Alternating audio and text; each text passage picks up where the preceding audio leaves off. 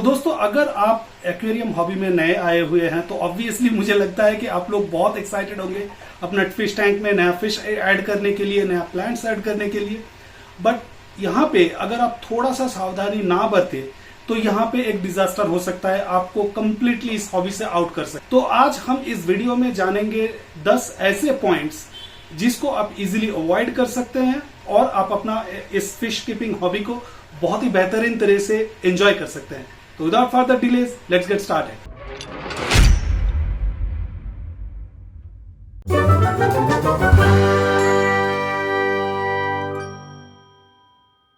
Impulsive fish buying मतलब कि आप दुकान पे गए, कोई एक फिश आपको अच्छा लगा, आप उसके बारे में बिना रिसर्च किए, बिना जान बूझे आपने उसको खरीद लिया। अब ये अगर आप करते हैं तो उस मामले में आपको प्रॉब्लम ये हो सकता है कि या तो आपका वाटर पैरामीटर जो है आपके फिश के लिए सही नहीं है, या तो फिर आपका एक्वेरियम जो अभी आप प्रोवाइड कर रहे हैं, जो एक्वेरियम सेटअप आपके पास फिलहाल है, वो आपके फिश के लिए कंपैटिबल नहीं है, या फिर उसका जो उसका नेटिव हैबिटेट होता है उसके साथ ये मैच नहीं करता है। फॉर एग्जाम्पल अगर मैं बोलूं तो अगर आप मान लीजिए कोई ब्रैकिश वाटर फिश को अगर आप फ्रेश वाटर एक्वेरियम में या फिर मरीन वाला टैंक में डाल देंगे तो ऑब्वियसली वो जिंदा नहीं रहेगा for a definite reason, right. तो इंपल्सिव बाइंग फिशेस के मामले में सबसे ज्यादा जरूरी चीज है, अवॉइड कीजिए।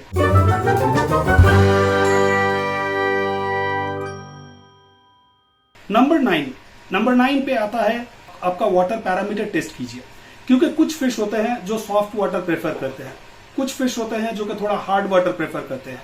फॉर एग्जाम्पल अगर आप गोल्ड फिश लेंगे, गोल्ड फिश वगैरह लेंगे तो वो यूजुअली जो हार्ड वाटर होता है, हार्ड वाटर में आराम से रह लेते हैं। सिक्लिड्स वगैरह हार्ड वाटर प्रेफर करते हैं। बट वहीं पे अगर आप नियॉन टेट्रा, कार्डिनल टेट्रास को रखने जाएंगे तो वो थोड़ा सॉफ्ट वाटर प्रेफर करता है। तो इसको अवॉइड करने के लिए आपके फिश जब आप खरीद रहे हैं, जब आप प्लान कर रहे हैं कि कौन सा फिश रखेंगे, तो उस फिश के ऊपर एक बेहतरीन रिसर्च करना बहुत जरूरी होता है। आप ऑनलाइन देख सकते हैं, आपको ऑनलाइन काफी सारे डॉक्यूमेंट्स मिल जाएंगे कोई भी फिशेस के ऊपर, जो कि यूजुअली हम लोगों के पास अवेलेबल रहता है दुकान पे। तो वहां से देखने के बाद आप इस फिश को ले सकते हैं ताकि आपको एक लॉन्ग हॉबी आप एंजॉय कर पाए।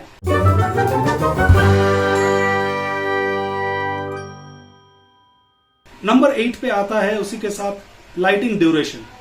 अगर आप बहुत देर तक आपका लाइट जला के रखते हैं, यूजुअली क्या होता है, जो हॉबिस्ट नए आते हैं इस एक्वेरियम में, उनको एक्वेरियम में फिश को खेलते देखना बहुत ही बेहतरीन लगता है। तो जिसकी वजह से वो क्या करते हैं, जब चाहे जितना देर चाहे लाइट को ऑन करके रखते हैं, और उसका इफेक्ट क्या होगा, आपका एक्वेरियम में बहुत ज्यादा एल्गी आएंगे, जो कि आपको अनवांटेड बहुत सारे परेशानी झेलना पड़ेगा। उसकी वजह से काफी सारे डिफरेंट टाइप का एल्गीज आ सकते हैं, डायटॉम हो सकता है, ग्रीन एल्गी हो सकता है, स्पॉट एल्गी हो सकता है, गियर एल्गी हो सकता है, मैं लिस्ट कहते जाऊंगा, खत्म नहीं होने का नाम लेगा, राइट।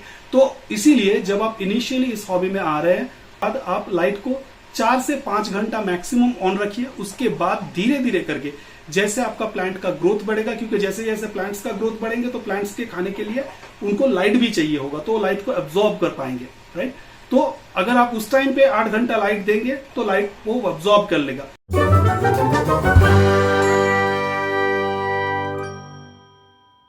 नंबर 7 पे जो आता है, ये इतना जरूरी इंडियन क्लाइमेट के लिए तो नहीं है, बट इस चेंज को ध्यान में रखते हुए, जिस तरह से पूरा क्लाइमेट वगैरह चेंज हो रहा है, जिस तरह से ट्रीटमेंट वगैरह चेंज हो रहा है, वाटर ट्रीटमेंट का बात कर रहा हूं मैं, तो उस हिसाब से मैं कहूंगा कि कोई भी एक्वेरियम में पानी जो डाल रहे हैं आप, उस पानी को आप पहले चेक कर लीजिए। मतलब कि आपको पानी को देखना है कि पानी में क्लोरीन वगैरह है या नहीं, आर्सेनिक वगैरह है या नहीं।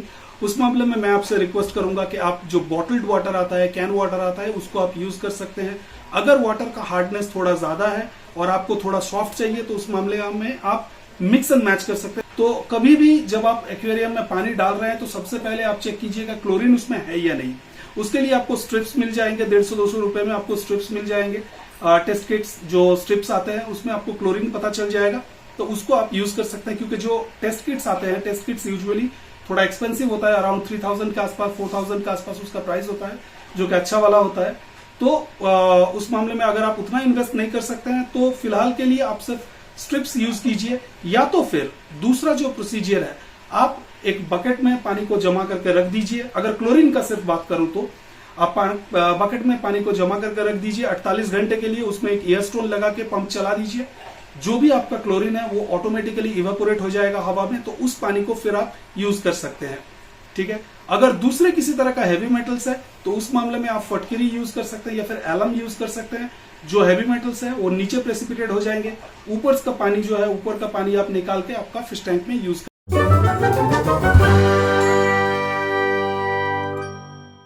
नंबर 6 पे जो आता है वो है ह्यूमन एरर।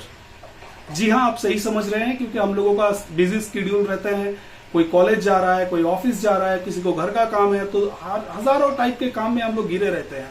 तो उसके चक्कर में क्या होता है, कभी कभार आप देखेंगे आप अपना जो शेड्यूल्ड वाटर चेंज है उसको मिस करेंगे। मैं भी करता हूं, बट कोशिश कीजिए उसको जितना कम कर सके उतना बेहतर होगा। या तो फिर लार्ज वॉल्यूम का अगर वाटर रहेगा तो उस मामले में भी आपको वाटर चेंज उतना फ्रीक्वेंटली करने का जरूरत नहीं है, बट उस मामले में आपका टैंक का साइज बड़ा हो जाएगा, क्योंकि आपको ज्यादा अमाउंट का वाटर चाहिए। और फिश लोड, मतलब कि बायो लोड जो कहते हैं हम लोग, नंबर ऑफ फिशेस या फिर जो स्पीसीज ऑफ फिशेस का चूज कर रहे हैं उसके बारे में आपको एक लिमिटेशन आ जाएगा। ठीक है, तो अगर आप लिमिटेड बायो लोड रखते हैं, बड़ा एक्वेरियम रखते हैं, तो आप अपना वाटर चेंज भले ही 1 महीने में या फिर 2 महीने में कीजिएगा, बट फिर भी मैं कहूंगा कि रेगुलर वाटर चेंजेस करना बहुत जरूरी हो जाता है। यहाँ पे की फैक्टर आपको ध्यान में रखना पड़ेगा। अगर आप वाटर चेंज के मामले में मतलब आपको थोड़ा टाइम लगेगा, तो जो कि मैं पहले कह रहा था, बायो लोड कम रखिए, फिश का जो एक्वेरियम है एक्वेरियम का साइज बड़ा रखिए, और जो फिश आप छोड़ रहे हैं उसका मेच्योर होने के बाद जो साइज होता है उस साइज को भी छोटे की तरफ रखिए। तो उस मामले में आपको वाटर चेंज करने का उतना ज्यादा जरूरत नहीं होगा, बट फिर भी मैं कहूंगा कम से कम आप 2 वीक में एक बार वाटर चेंज 10 to 20% मिनिमम कर दीजिए, ताकि जो फिल्टर होगा उस फिल्टर के ऊपर ज्यादा प्रेशर नहीं आएगा और आपका एक्वेरियम बिल्कुल भी सही रहेगा।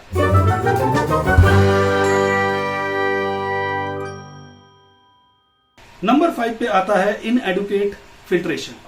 इनएडिक्वेट फिल्ट्रेशन बोले तो आप फिल्टर लगाते हैं, आपको पता होगा कि हम लोग तो कोई भी टैंक में कोई भी फिल्टर लगा सकते हैं। जैसे कि ये वाला टैंक देख रहे हैं, ये 3 फीट का टैंक है, अगर मैं इसमें एक 2 फीट का फिल्टर लगा दूं तो क्या होगा, तो उस मामले में आपका जो इनफ फिल्ट्रेशन चाहिए होगा वो फिल्ट्रेशन नहीं मिलेगा, पानी का जो फ्लो चाहिए होगा वो फ्लो आपको नहीं मिलेगा, तो पानी में ऑक्सीजन कम हो जाएंगे। उसी के साथ जो बेनिफिशियल बैक्टीरिया जरूरत होता है आपका फिश वेस्ट को डिकम्पोज करने के लिए, उतना सारा बेनिफिशियल बैक्टीरिया आपके छोटे से फिल्टर में फिट नहीं होंगे, तो आपका जो पानी है पानी खराब हो जाएगा और आपका फिश डेथ का चांसेस बहुत बढ़ जाएगा। उसके साथ दूसरा प्रॉब्लम ये होगा कि अगर आप छोटा फिल्टर लगा रहे हैं तो उस मामले में आपको प्रॉब्लम ये होगा कि जगह वहां पे बहुत कम रहता है, तो जो बायोलॉजिकल मीडिया है फिल्ट्रेशन, मतलब आपको पता ही होगा अगर आपने मेरा लास्ट वीडियो देखा है तो फिल्ट्रेशन के ऊपर पूरा वीडियो का सीरीज बनाया हुआ है मेरा, तो वहां पे देखेंगे बायोलॉजिकल मीडिया होता है, केमिकल मीडिया होता है, इस तरह का डिफरेंट टाइप मैकेनिकल मीडिया होता है। तो इस तरह का डिफरेंट टाइप का मीडिया रहता है। ये मीडिया डालने के लिए आपको जगह कम पड़ जाएगा। जैसे आप देख रहे हैं ये वाला जो छोटा टैंक है, ये छोटे टैंक में मैंने छोटा फिल्टर यूज किया है, बट ये वाला टैंक में मैंने बड़ा फिल्टर यूज किया है, क्योंकि इसमें वाटर लोड ज्यादा है। इसमें मैं चाहूं तो फिश लोड अभी फिलहाल कम है, बट अगर मैं चाहूं तो फिश ज्यादा डाल सकता हूं। तो मेरे पास इनफ जगह रहना चाहिए कि फिल्टर में उतना सारा मैकेनिकल और बायोलॉजिकल फिल्ट्रेशन चेम्बर रहने के लिए, उतना सारा चीजें रखने के लिए।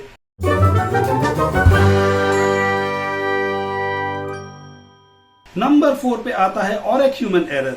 क्या ह्यूमन एरर? ना जानना। जी हाँ, बिल्कुल। फिश एक्वेरियम का जो हॉबी है दोस्तों, ये हॉबी है ऑल अबाउट योर नॉलेज। आप कितना टाइम इन्वेस्ट कर रहे हैं, आप कितना ज्यादा उस पर फोकस्ड है, क्योंकि बहुत सारा रिसर्च इसमें आपको करना पड़ेगा अगर आप अपना फिश को सही रखना चाहेंगे तो। नहीं तो क्या होगा, धीरे धीरे करके आप अपना इस हॉबी से जो भी आपका इंटरेस्ट है वो इंटरेस्ट धीरे धीरे करके मिट जाएगा। तो यहाँ पे क्या होता है, इनकम्पेटिबल फिश, मतलब कि जो भी फिश है वो इनकम्पैटिबल है। आप एक मान लीजिए बेटा के साथ दूसरा मेल बेटा रख रहे हैं, एक फाइटर के साथ दूसरा फाइटर, जिसको हम लोग बेटा कहते हैं, तो ये अगर रखेंगे तो क्या होगा, दोनों में फाइट होगा और एक दूसरे को मार देगा। अगर आप बर्ब रख देंगे, बर्ब्स वगैरह बहुत ज्यादा एग्रेसिव होता है, अगर आप शांत फिश के साथ उसको रखेंगे तो उस मामले में झगड़ा होना चालू होगा। तो इसीलिए फिश चार्ट एक आता है, कंपैटिबिलिटी चार्ट एक आता है, मैं नीचे डिस्क्रिप्शन पे लिंक दे दूंगा, आप उस लिंक को देखिए, वहां पे एक चार्ट बनाया हुआ रहेगा, उसमें आपको पता चल जाएगा कि कौन सा फिश के साथ कंपैटिबल है, कौन सा फिश नहीं है। तो इसको आपको थोड़ा ध्यान में रखना पड़ेगा, आपको कंपैटिबिलिटी चार्ट देखना बहुत जरूरी होता है यहाँ पे।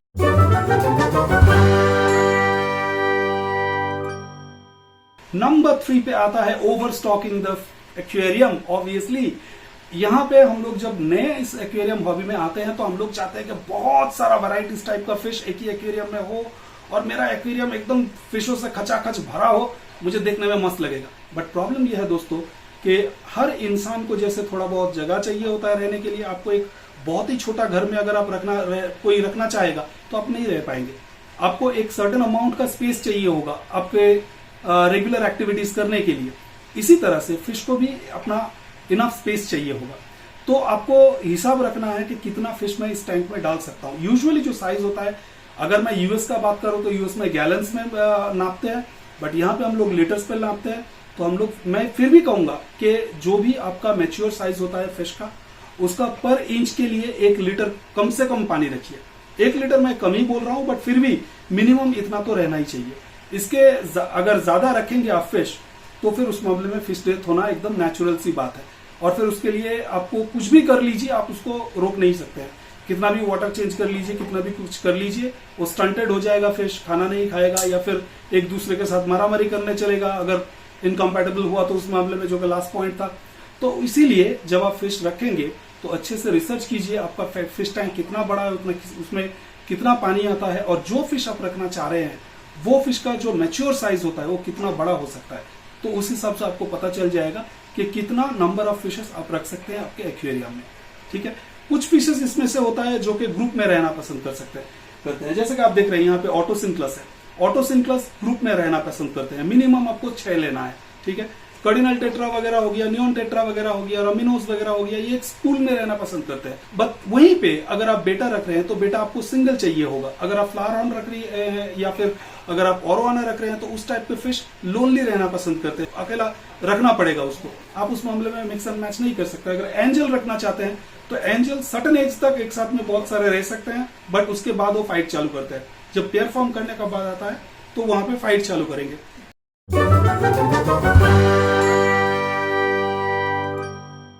नंबर 2 पे आता है not cycling the tank properly. अगर आप अपना टैंक को ठीक तरह से साइकिल होने से पहले ही फिश इंट्रोड्यूस कर दिए, जो कि बार बार मैं कहता हूं, मेरे चैनल को अगर आप देखेंगे तो मेरा चैनल का एक ही बात है जो मैं बार बार आप लोगों से कहना चाहता हूं, वो है टैंक को साइकिल बिना किए आप फिश इंट्रोड्यूस बिल्कुल मत कीजिए। क्योंकि जब आप एक्वेरियम लेके आते हैं तो एक्वेरियम को सेटअप होने के लिए जो नाइट्रोजन साइकिल है, अगर आपको साइकिलिंग के बारे में पता नहीं है तो मैं ऊपर देखिए यहाँ पे आई बटन पे लिंक मिल जाएगा, सबसे पहले वो वाला वीडियो देखिए इस वीडियो के बाद, तो आपको पता चल जाएगा कि नाइट्रोजन साइकिल क्या होता है, जो क्लास 5th स्टैंडर्ड में शायद हम लोगों को पढ़ाया गया होगा या फिर उससे भी पहले। तो वो बात हम लोग बिल्कुल भी भूल जाते हैं। इसको दिमाग में रखना बहुत जरूरी है। जब तक आपका एक्वेरियम में एक फुल इकोसिस्टम चालू ना हो जाए, एस्टेब्लिश ना हो जाए, तब तक अगर आप उसके बीच में फिश डालेंगे तो फिश डेथ होना बहुत नेचुरल सी बात है। ठीक है, कुछ फिश कुछ हद तक टॉलरेट कर लेते हैं, बट कुछ फिश होंगे जो बिल्कुल भी टॉलरेट नहीं कर सकते हैं। स्पेशली अगर एक्सपेंसिव फिशेस रहेंगे तो उस मामले में ये बात बहुत ध्यान से आपको रखना पड़ेगा। और हाँ, अगर आप नाइट्रोजन साइकिल जल्दी जल्दी कंप्लीट करना चाहते हैं तो उसके लिए भी ऑप्शन है। तो फिर उसके लिए आपको बाजार से कोई भी लिक्विड बैक्टीरिया खरीदना पड़ेगा, जैसे कि सीकम का हो गया, सीकम का ऑप्टिमम आता है, वो आप ले सकते हैं। उसमें एक बैक्टीरिया रहता है, या फिर माइक्रोलाइफ S2 ले सकते हैं, वो वाला एक अच्छा बेनिफिशियल बैक्टीरिया है। तो इस तरह का, या फिर कोई पाउडर फॉर्म में आता है, तो बहुत सारे आपको मिल जाएगा मार्केट में। मैंने भी काफी सारा वीडियो बना के रखा है, तो आप देख सकते हैं वो सारे वीडियोस, वो सारे प्रोडक्ट्स के बारे में। तो वो सारे प्रोडक्ट्स के ऊपर आप डिपेंड करके आप जल्दी जल्दी उसमें फिश ऐड कर सकते हैं।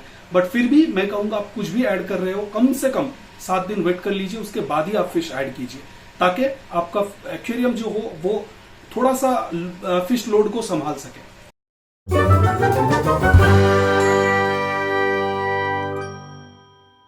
और सबसे कॉमन प्रॉब्लम दोस्तों नंबर 1 पे आता है ओवर फीडिंग द फिश। जी हाँ, बिल्कुल, हम लोग हमेशा सोचते हैं कि हम लोग फिशेस को इनफ खाना नहीं दे रहे हैं, खाना नहीं देंगे तो वो मर जाएगा। ये बात बिल्कुल भी गलत है दोस्तों, दिमाग से ये कंप्लीटली निकाल दीजिए। दिन में 3 बार 4 बार, कोई तो 5 बार भी खाना दे देता है, तो ये सब बिल्कुल नहीं करना है। ठीक है, दिन में 1 से 2 दफा मैक्सिमम, मैं तो कहूंगा 2 दिन में 1 बार खाना देंगे तो भी कुछ फर्क नहीं पड़ने वाला है, क्योंकि नेचुरल हैबिटेट में जो फिश रहते हैं उसको उतना ज्यादा खाना नहीं मिलता है, राइट। तो अगर आप एक दिन के जगह पे 2 दिन में एक बार खाना देंगे, मैंने खुद ट्राई करके देखा है, इसीलिए मैं बोल रहा हूं दोस्तों। काफी सारे लोग होंगे जो मेरे साथ इस बात में एग्री नहीं करेंगे, बट मैंने प्रैक्टिकल करके देखा है, इसको ट्राई करके देखा है और ये बिल्कुल काम करता है। आप 2 दिन में एक बार खाना दीजिएगा तो आपका फिश बिल्कुल हेल्दी रहेगा। उतना ही खाना दीजिए, उतना ही अमाउंट खाना का डोज कीजिए जितना कि आपका फिश 2 से 3 मिनट के अंदर खा सके। जो एक्सेस खाना रहेगा उसको निकाल के आपको बाहर फेंकना पड़ेगा, ठीक है। अगर आपका बेयर बॉटम टैंक है, इस तरह का बेयर बॉटम टैंक है, तब तो बहुत इजी हो जाएगा, आप साइफन आउट कर सकते हैं जो एक्सेस फूड रहेगा। बट अगर आपका प्लांटेड एक्वेरियम रहा, जैसे कि ये वाला टैंक आप देख रहे हैं, ये वाला टैंक में अगर पत्थर के नीचे कहीं पे खाना चला गया दोस्तों, तो निकालना ऑलमोस्ट लाइक नामुमकिन है। तो उस मामले में कम खाना देना इज ऑलवेज बेस्ट। तो ये सारे कुछ कॉमन मिस्टेक्स है दोस्तों, जो कि हम लोग रिपीटेडली करते हैं। बहुत सारा लोग परेशान हो जाते हैं कि क्या गलती कर रहा हूं मैं, कहां पे प्रॉब्लम हो रहा है, मुझे पता नहीं चल रहा है, मेरा फिशेस मर रहा है। तो ये सारे जो 10 चीजें मैंने बताया, इस 10 चीजों को अगर आप ध्यान में रखेंगे, आप देखिए आप इस एक्वेरियम हॉबी को बिल्कुल एंजॉय करेंगे, बहुत अच्छा एंजॉय करेंगे। तो आज बस इतना ही कहना था मुझे दोस्तों। अगर आप मेरे साथ डायरेक्टली जुड़ना चाहते हैं तो फेसबुक का और इंस्टाग्राम का लिंक नीचे दिया हुआ है डिस्क्रिप्शन पे। तो बहुत जल्दी मिलते हैं नेक्स्ट वीडियो में, तब तक के लिए टेक केयर।